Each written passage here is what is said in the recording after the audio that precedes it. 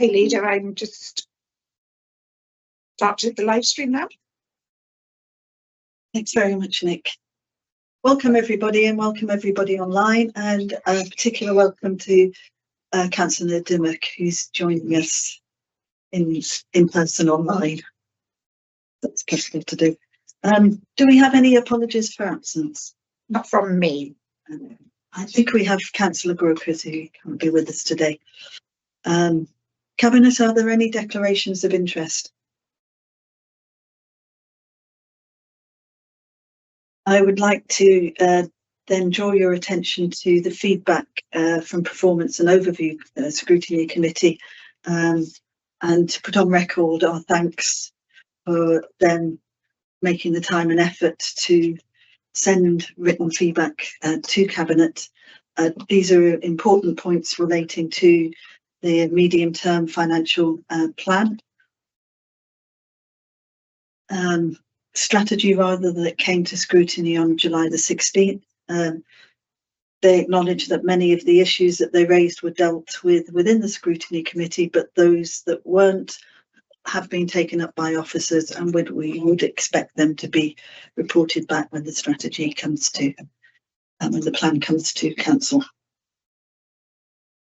Thank you, Cabinet. I'll take us on to item 4, which is meeting Gypsy and Trallipper pitch needs site identification proposal. You will see in the pack that we have, Cabinet, the minutes of the scrutiny committee that had scrutinised this prior to coming to Cabinet. And I'd also like to welcome 2 people in the room who I believe are here for that item. Welcome. Thank you. Over to you, Councillor Griffiths. Thanks very much. So colleagues, Cabinet colleagues, we last considered this subject, Gypsy Roma traveller sites, at our meeting on the 24th of October last year. And at that time, we identified and we agreed to the identification of 3 possible sites for further consideration: Langley Close in Mega, Oak Grove Farm in Portskewett, Bradbury Farm in Portskewett. The further consideration that we commissioned was the public consultation and a series of further technical studies on each of these sites. The report before us today provides a summary of that consultation and of the studies. It recommends that the sites at Langley Close and at Oak Grove Park are removed from the site identification process. They'll be given no further consideration. The report recommends that Bradbury Farm is approved and is included in the deposit replacement local development plan, which will be debated in full council in October. Those recommendations are based in particular on the technical studies. No site is perfect, but it's reasonable to conclude that the problems associated with Langley Close, relating to access, relating to noise, and Oak Grove Park are greater than any problems associated with Bradbury Farm.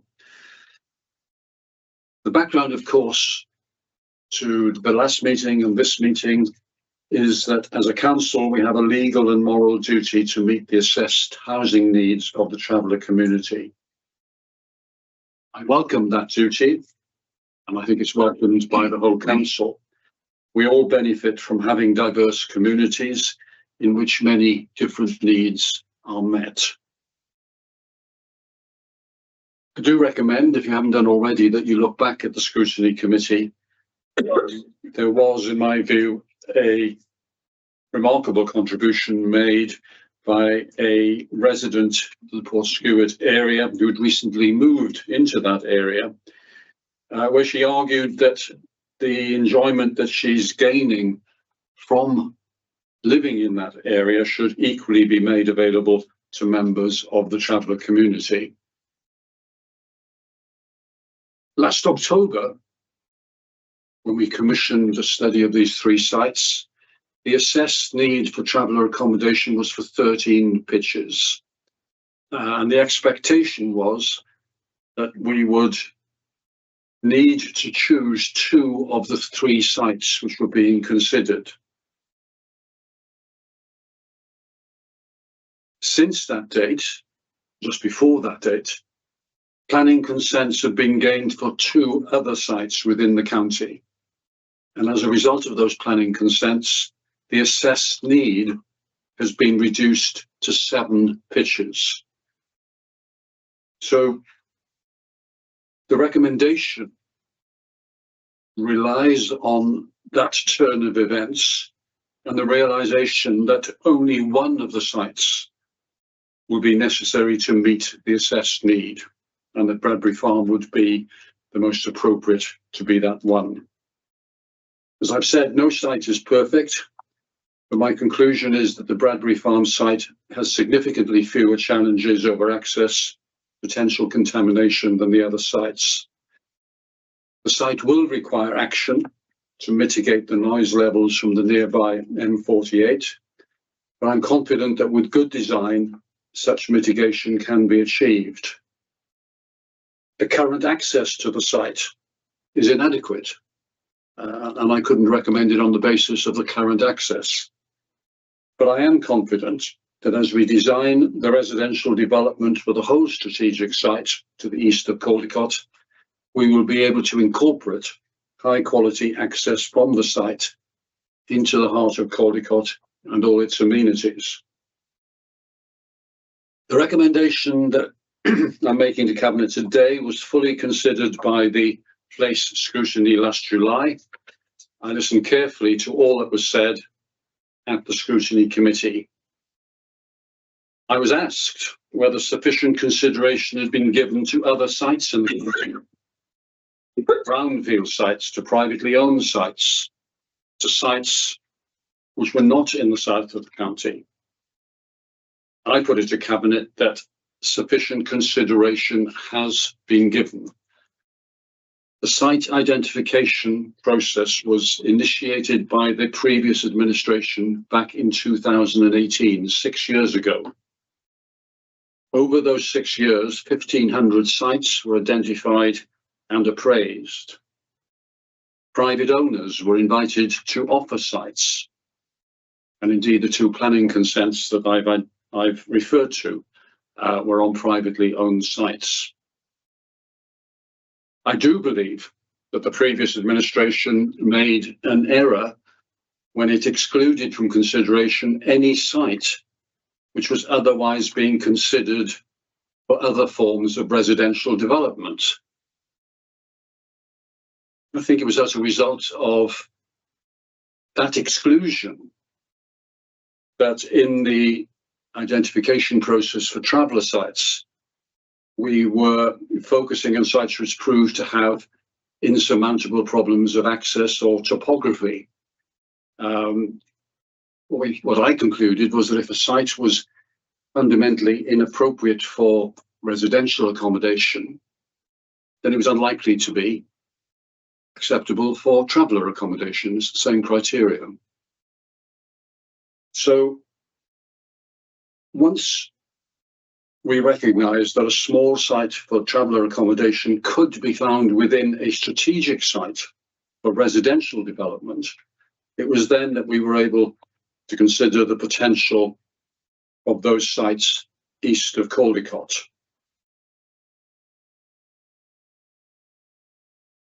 Referring back to the Scrutiny Committee, I was asked to confirm that the Bradbury Farm site was not at flood risk. I want very clearly to provide that confirmation now. There is no flood risk associated with that site. I was asked by the Scrutiny Committee to consider the potential for collaboration with neighbouring local authorities. We are collaborating and will continue to collaborate with neighbouring authorities in finding a transit site. This debate is over a permanent site and not a transit site, but we need collaboration for a transit site, and that must continue. But in terms of a permanent site, It's always been the view of this authority, previous administration and this one, that permanent sites should be small in scale, certainly less than 10 pitches.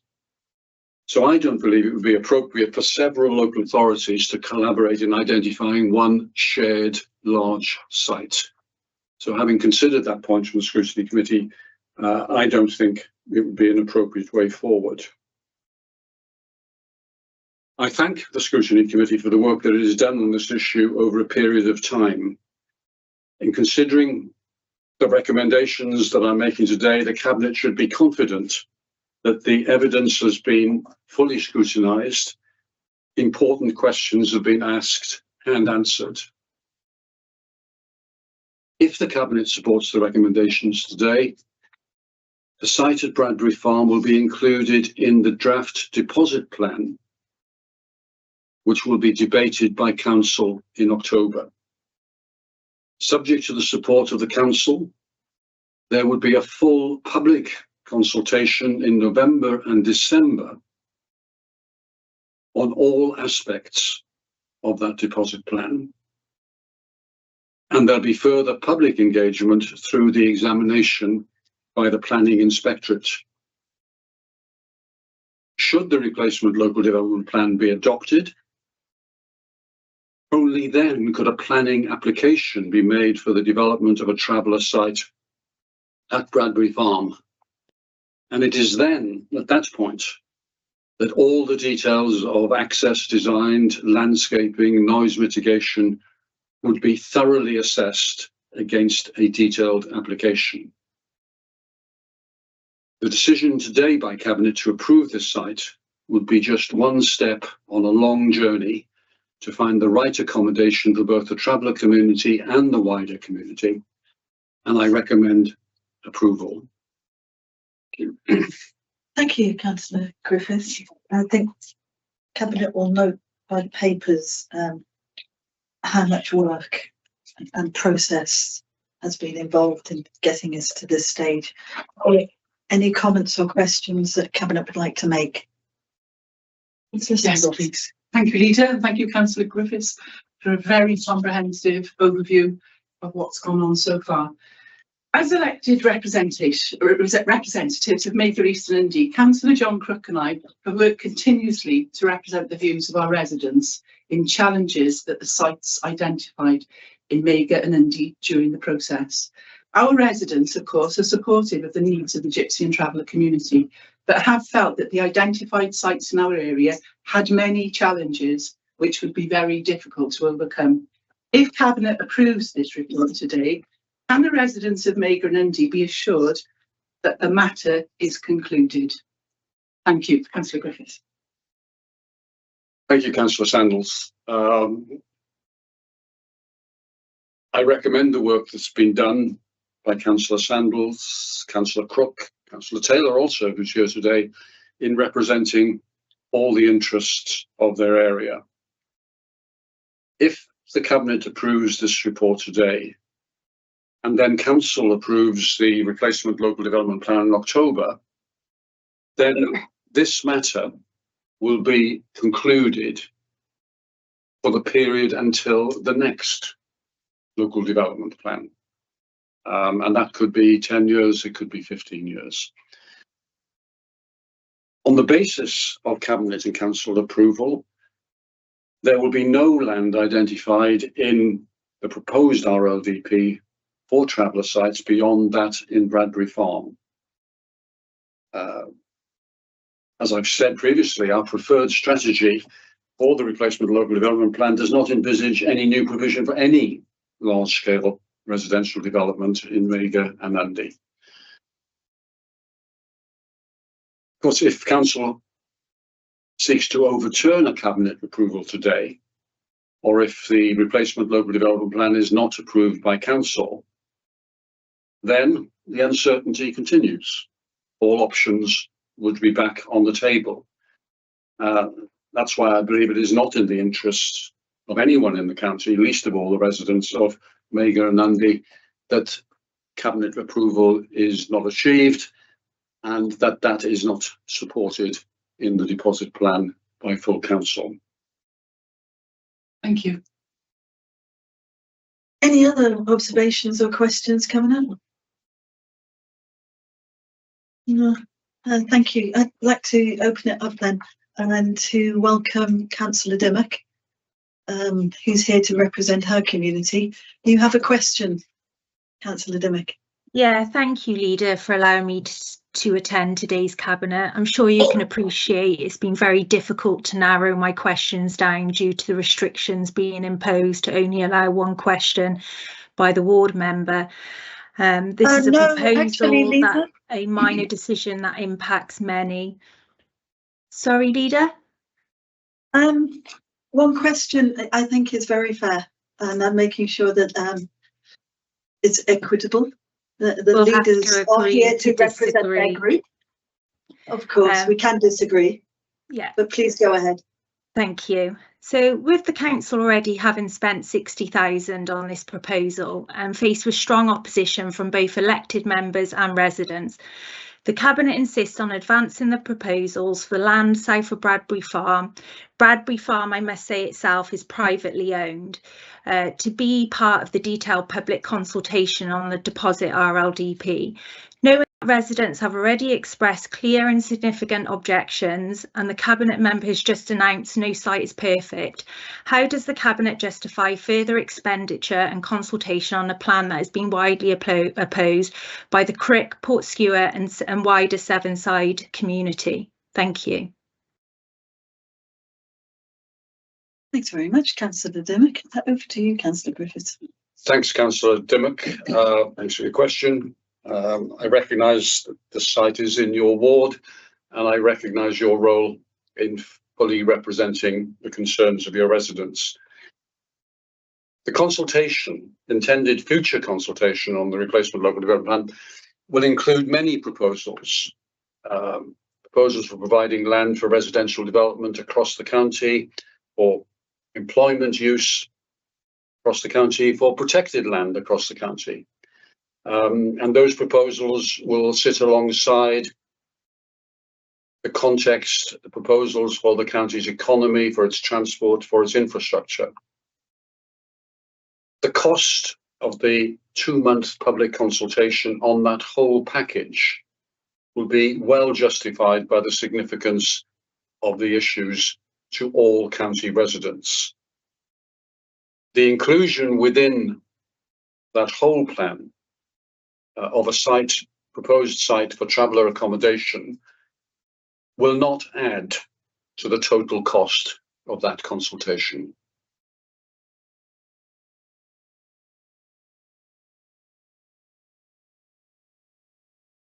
Thank you, Councillor Griffiths.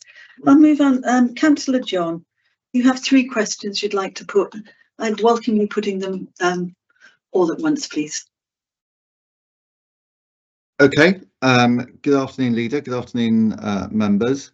3 questions on this then. Firstly, while I welcome the removal of Langley Close and Oak Grove Park for reasons that have been specified, I remain concerned about the proposal for Bradbury Farm. So in what ways has the administration considered the opposition to that particular proposal, which came up not just in the public consultation, but obviously also in this scrutiny committee recently? How does the proposal to concrete over Bradbury Farm in Crick align with the council's climate and nature emergency policies, which Cabinet members have repeatedly said are important to this administration? That seems a very clear conflict. And are you not concerned that the proposal for Bradbury Farm fails to meet many of the criteria that's been set out not only by the Welsh Government, but also by Travelling Ahead in the criteria they've set out earlier on in this process in terms of delivering the most suitable sites for the Gypsy traveller community? Thank you, Councillor John. Thank you. The first part of the question, has the administration considered opposition to in both the public consultation and in the scrutiny committee? I've taken care, I think, in my introduction to reference the issues raised by the scrutiny committee, and as far as I'm concerned, to provide considered responses to the points that have been raised. I think that is the role of scrutiny, to raise challenging questions, and the role of Cabinet is to give those questions full consideration. I think that has been done. In terms of the public consultation, then there was limited support for any of the three sites in any of the communities involved. There is perhaps something inevitable about each community wishing that the provision was somewhere else. That's not true of traveller accommodation, that's true of all accommodation needs. People recognise the need for it, but wish it would happen somewhere else. And I think that's what we heard in the consultation there. The second part of your question, how does the proposal to concrete over Bradbury Farm align with our council's climate and nature emergency policies? Concrete over, never let a cliche get in the way of a good question. Our policies for climate and nature emergency do not preclude us from meeting the need for balanced development in the county. Providing accommodation, providing jobs within our county will contribute to both the social and the environmental sustainability of the county. The 7 pitches for traveller families, that's proposed for Bradbury Farm, or south of Bradbury Farm, as Councillor Dimmock reminds me, will stand alongside the development of 700 net zero carbon homes east of Caldicott, 50% of which will be affordable, all of which will have safe walking routes to the amenities of Caldicott town, including the site for traveller families. That may lead to the conclusion that it is somehow in opposition to our climate and nature emergency policies to have the strategic site at all. I don't believe that's the case. I think the social sustainability stands alongside our environmental sustainability.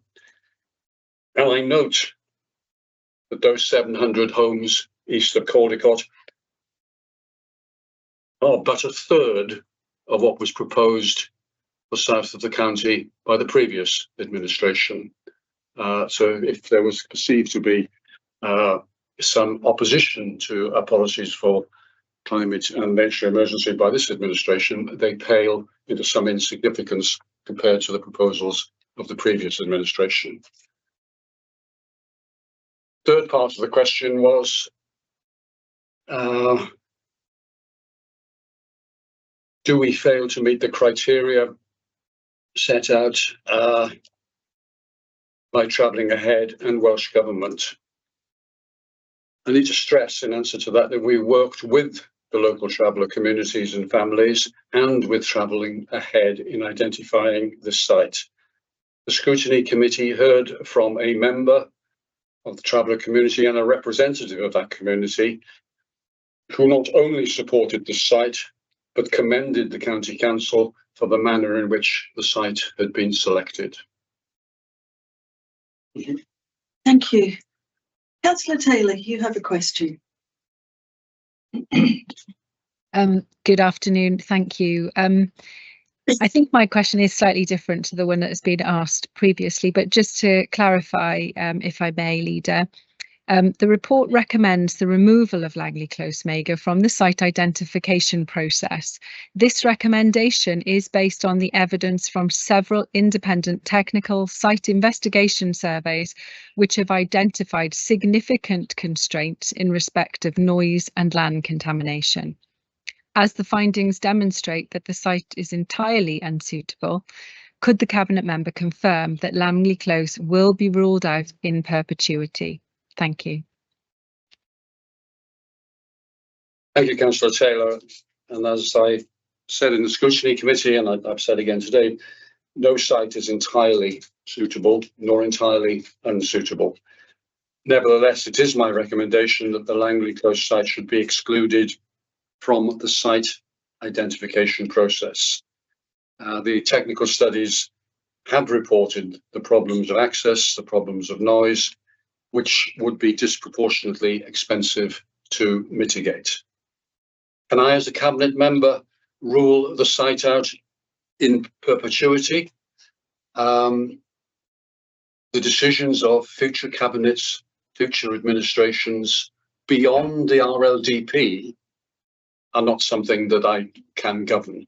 What I can govern, with the support of Cabinet and Council, is what goes into this RLDP, and my proposal is that no site in Langley Close should be included in the replacement local development plan.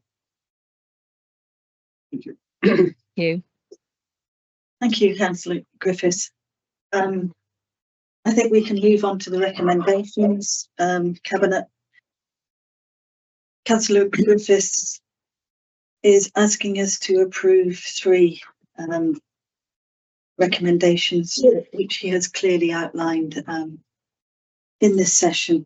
To remove Langley Close, Magor and Oak Grove Farm, withdraw it from the site identification process based on the evidence. Are we agreed, Cabinet? Agreed. Agreed.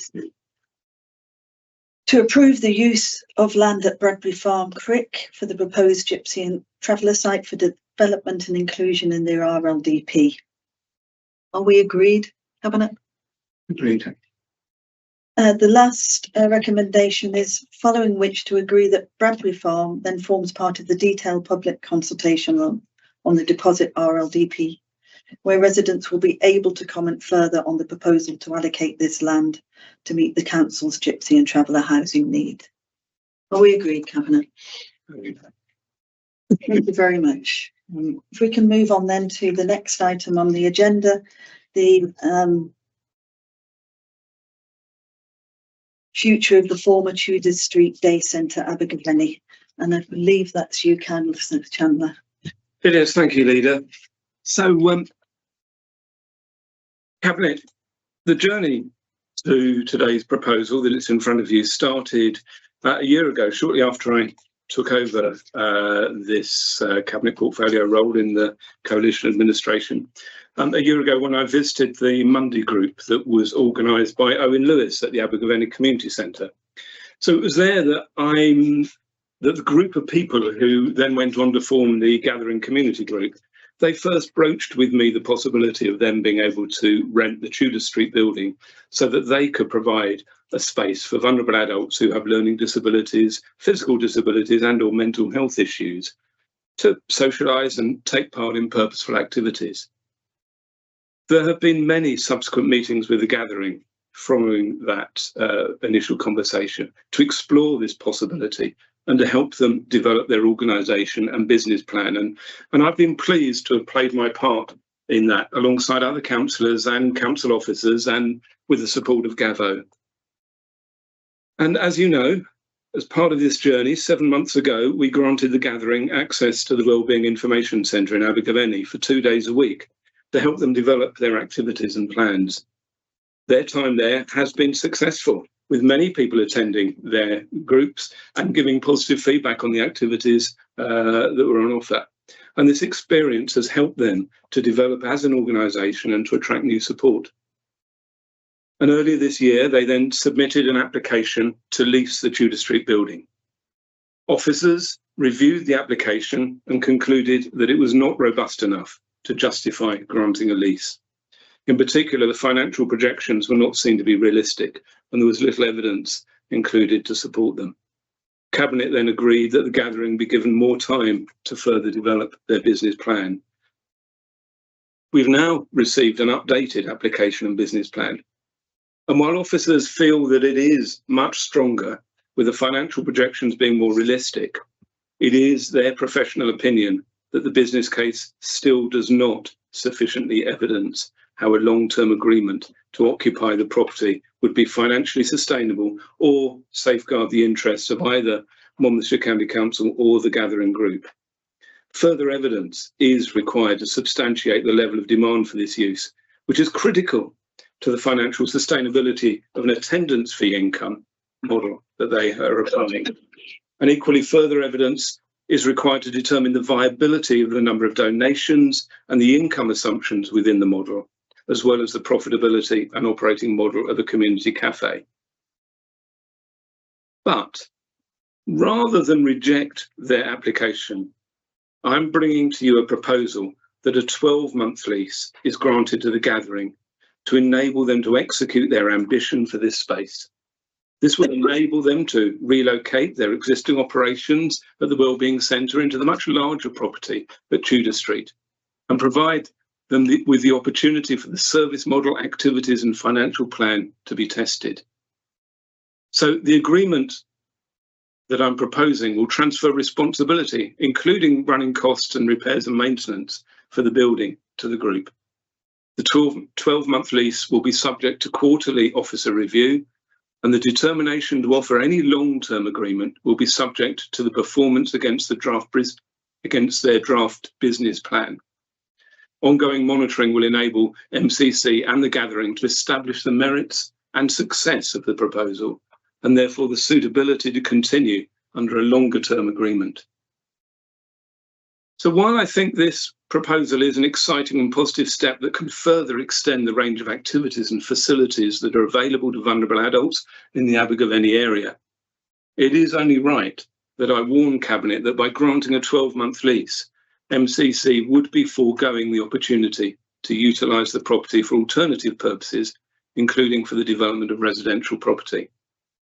But on balance, I believe that a 12-month lease with monitoring by officers to assess the suitability of continuing under a longer-term agreement would safeguard MCC's ability to review that asset performance and potential uses beyond 25-26.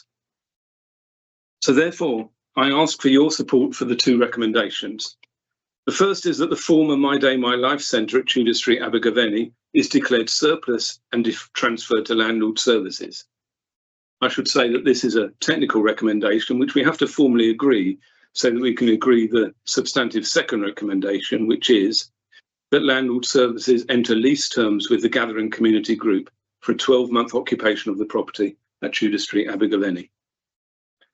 Finally, I want to pay tribute to the members of the Gathering community, and particularly their management committee, for their vision and dedication and the immense hard work that has been needed to get them to this stage. And I'm very hopeful for their ongoing success. Thank you. Thank you, Councillor Chamberlain. Are there any questions, Cabinet? That's one as possible. Sorry, I know I dominated the last agenda item. But I do have the role as the Cabinet member for housing and affordable housing. And Councillor Chandler, you do mention that there may be a consequence of not being able to use Tudor Street for alternative uses such as affordable housing. Will any potential changes to planning rules rule out these alternatives if the gathering is not successful at the end of the initial 12-month period? Yeah, thanks, Councillor Griffiths.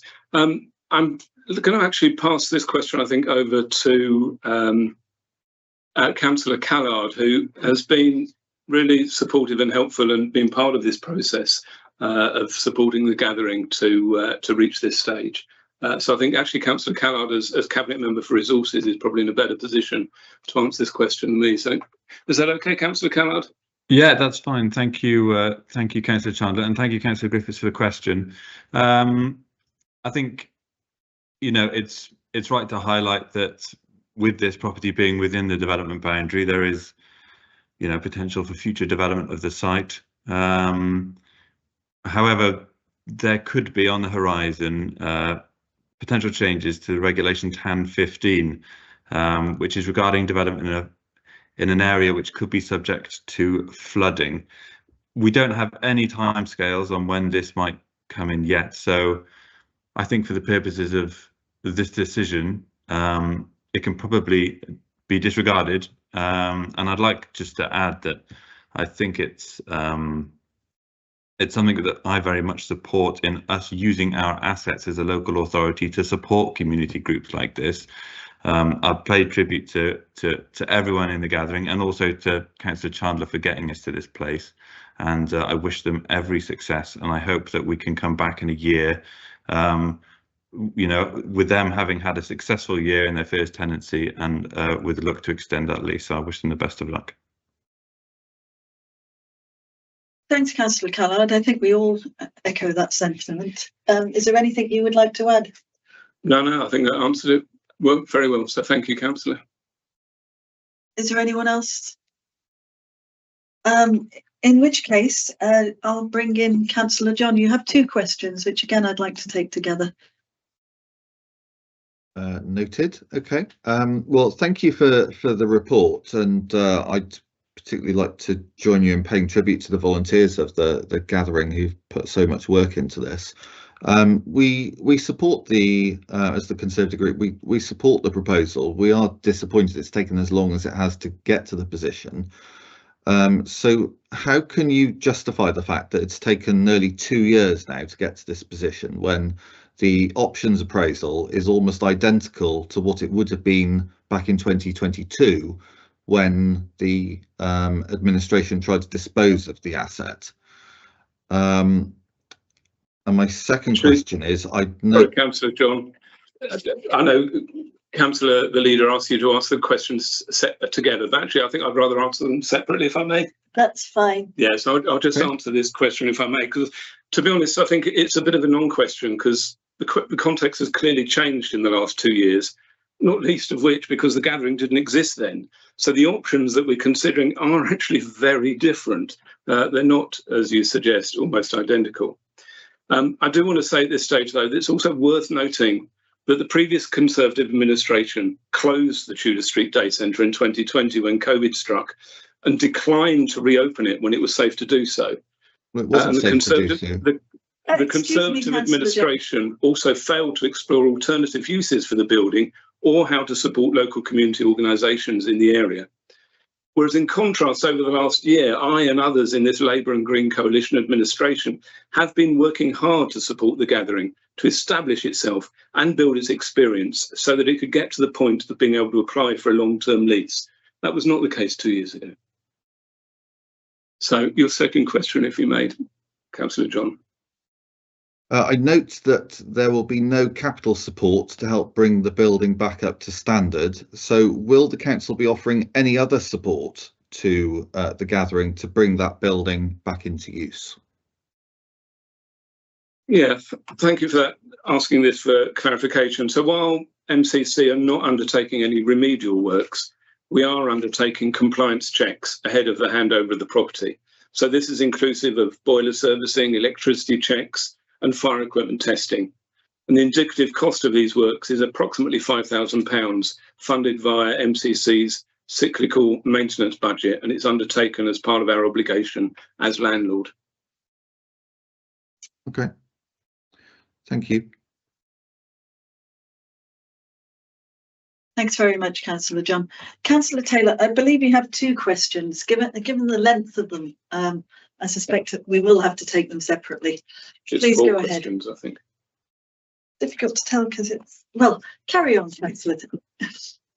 Thank you. Actually, yes, so there are 4 questions. What the first one was asking, really clarifying, well, first of all, just to say that we're very heartened, the independent group is heartened to see that despite the council's initial proposal to dispose of Tudor Street for development in 2022, the council is now supporting the gathering, or a community group, which I do believe was an option a while ago, although not in this format. Councillor Chandler is indeed correct, to create an accessible and inclusive space for all. But you do note that there won't be any capital costs included in the report, and I'd asked what that would be, but I understand then from Councillor Chandler's answer that the cost to the council will be in the region of £5,000. That's the first question, so I don't need to ask that, but just to clarify. The second question was just to clarify why the council is not attending to perhaps minor remedial works involved in making the Tudor Street buildings suitable for occupation. Do you want to answer them in turn, Councillor Chandler or Leader? How do you want them? Yes, you said in turn. Sorry, I apologise. Yeah, sorry. That's all right. Happy to take those two together because they are related, Councillor Taylor. So thanks for those. And yeah, I mean, I think your first question maybe is worth just sort of clarifying for the record that the gatherings business case and the supporting appendices in the agenda pack that we have sets out a list of those remedial works that they intend to undertake to facilitate their aspirations for the property. And those works that they are going to undertake range from general decoration and minor repairs to improvements to the access ramp, installation of LED lighting and roof repairs. And as they said, those works will be funded by the tenant directly and at no cost to the council. And the gathering anticipate that the total cost of those remedial works to be approximately £88,000. And yeah, as you said, the second part of your question is about why we're not attending to the minor remedial works. Well, I've already explained we are taking the compliance checks before they're able to move in, which is of those things that I listed to Councillor John's question, which is going to cost us about £5,000. But that is our normal practice in these circumstances. So hopefully that's a satisfactory answer. Thank you. And this question is slightly longer, but really I won't read all of the points out. But just to clarify, could the Cabinet member comment on the accessibility statement in the papers from the gathering that there is no current service in Abergavenny and surrounding locality that, sorry, I can't see it because of the that provides service that's fully accessible. We note that despite the Practice Solutions report agreed by Cabinet in November 23 advising that all future MDL bases would share the following hallmarks, and I won't read all of these, but essentially that people will be offered a safe, dedicated space that is accessible at all times when the service is running, and there will always be somewhere to go if plans don't work out. We're aware that that isn't currently the case. There is still no currently fully accessible venue in the local area. Could the Cabinet member comment on that? Yeah, I'm happy to comment on that. But firstly, I want to stress that the report that's on our agenda today concerns the gathering and does not concern My Day, My Life, which is a completely separate issue. And secondly, just to emphasise that the quote that you said about no service being in Abergavenny is taken from the gatherings business case. It's not a statement from a council paper. And in fact, it's slightly misquoted because I said there's no similar service to what they are offering that is available in the Abergavenny area in a fully accessible service. So they didn't say there was no services. And I do want to emphasise that there actually are a wide number of services and community venues in the north of Monmouthshire which are enjoyed by people of all abilities, including wheelchair users. And there is also a changing bed and hoist toilet facility within Abergavenny Leisure Centre. I think it's really important that we acknowledge that and recognise that. But that said, and for clarity, in accordance with the recommendations of the Practice Solutions report into the future of the My Day, My Life service, we are progressing with the development of bases in Abergavenny and Monmouth to enhance the service, with the added benefit that this will increase the number of fully accessible community spaces and services available for everybody. Your final question, I think. Oh, thank you, Councillor Chandler. Could the Cabinet member confirm that council officers will continue to support the gathering to develop their business plan during their tenure, and could we clarify when the lease is intended to commence? Thank you. Yes, of course. And yeah, happy to confirm that we continue to work closely with the gathering to develop their business plan and to give the proposal every chance of success, which is what we want. The lease will commence following agreement and completion of the draft lease agreement between Landlord Services, our legal team and the gathering, as well as the completion of the compliance checks. We are, without being able to give you a firm date, we are targeting up completion of the lease to facilitate occupation at the earliest opportunity. I do know the gathering has received a draft copy of the lease already, which they're going through. So those negotiations are ongoing. But I would anticipate, without being able to give a firm date, that we're talking about the second half of September for completion. Thank you. That's good to hear, Councillor Chandler. With that, I draw your attention to the recommendations which Councillor Chandler indicated were two. The first one is the technical decision needed to declare the My Day, My Life Centre at Tudor Street surplus and transferred to landlord services. Are we agreed? Cabinet? And on being able to do that, the landlord services can enter lease terms with the Gathering Community Group for a 12-month occupation of the property at Tudor Street, Abergavenny. Great. Agreed. And I'd like to just reiterate the points that Councillor Callard made, that it has taken a lot of engagement, discussion, and building trust between quite a number of disparate people, disparate needs, and also the Gathering Group. It's involved not just Cabinet members, but also I would like to single out the work of Councillor Strong, Councillor Riley, Councillor Bond and others in developing the ideas and supporting the group. Councillor Wright, in whose ward it sits.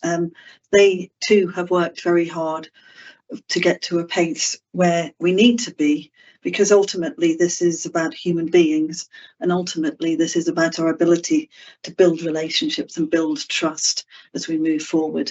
We cannot anticipate what's going to happen over the next 12 months, but we can sincerely hope that they have every opportunity, the Gathering, to develop the vision and start working towards a place that all of us would like to see in Monmouthshire. And that brings us to the end of Cabinet Council. Cabinet, thank you very much. Go forth and enjoy the rest of your evening. I know I am. Thank you.